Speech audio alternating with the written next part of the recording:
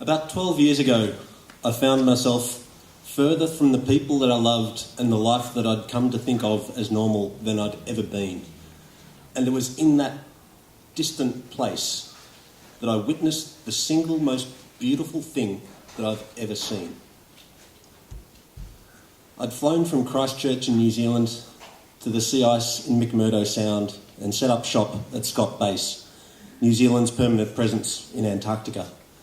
And from there, driven out across the sea ice in a tracked vehicle that looked like something from the Thunderbirds Argo, drilled a hole in the sea ice, put on my dive gear and jumped through it, and swam out to the end of my 50-metre tether, my safety line, my umbilical cord to the world above.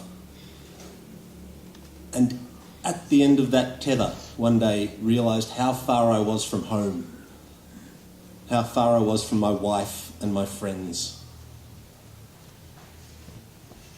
And I felt something move past me.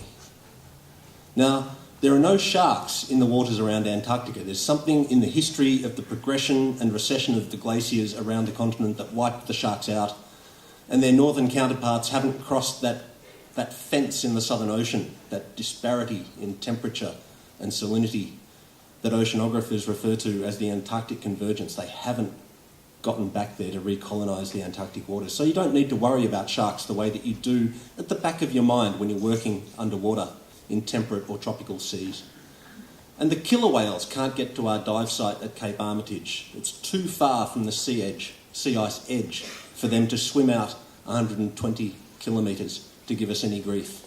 So there's nothing that you should really be scared of working in this fairly inhospitable, cold and dark place. But something moved past me. I didn't see it, I felt it as a change in the shape of the water around me, currents shifting and moving me at the hips unexpectedly. And there's always that little bit of the monkey brain that's working underwater that thinks, it's a shark, I'm going to die. But the rational mind took over and confirmed what my eyes looked up from the seafloor and saw. It was a Weddell seal, 400 kilograms, about the size and shape of a hot water cylinder on the side of your house. Swimming slowly past me, just checking out what this stranger, this interloper in its world, was doing, working on the seafloor. And they're very flexible for a hot water cylinder. This one had tilted its head right back and was looking back along its body, over its body, to me. And it had passed so close to me that it had actually crashed into the seafloor while it was looking back over me. And it was there that it encountered the anchor ice. Anchor ice is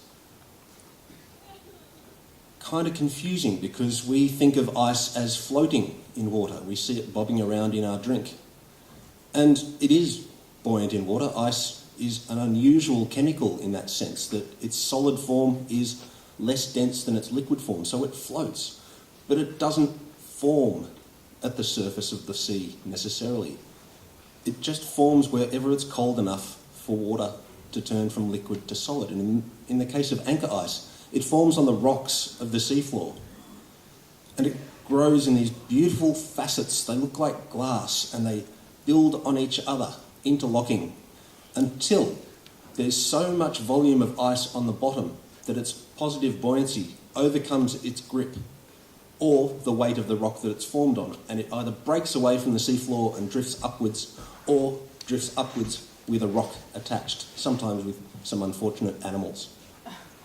And this Weddell seal had crashed against all of these beautiful plates of glass-like ice and dislodged very large volumes of it immediately below one of the holes that we use for getting in and out of the water. It's very dark under the sea ice, particularly when there's snow at the surface blocking the sunlight. It's like someone has dropped a black velvet curtain through the water anywhere that the snow is sitting on top of the ice.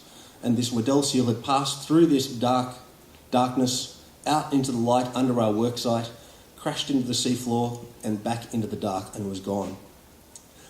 But the ice that had broken free was directly under our emergency hole, and there was a bright shaft of sunlight down through this gin-clear water.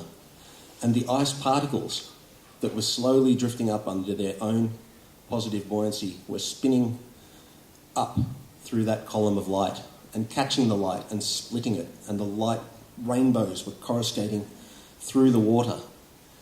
It was like a living chandelier, very, very slowly rising up to the surface, changing shape and just sending rainbows in all directions.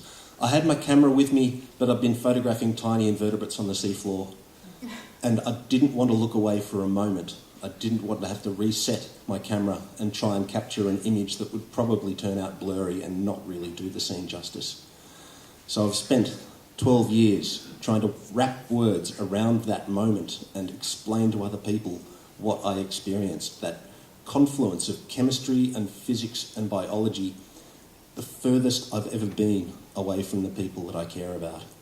And I don't know if I'll ever manage to capture it perfectly, but I love trying.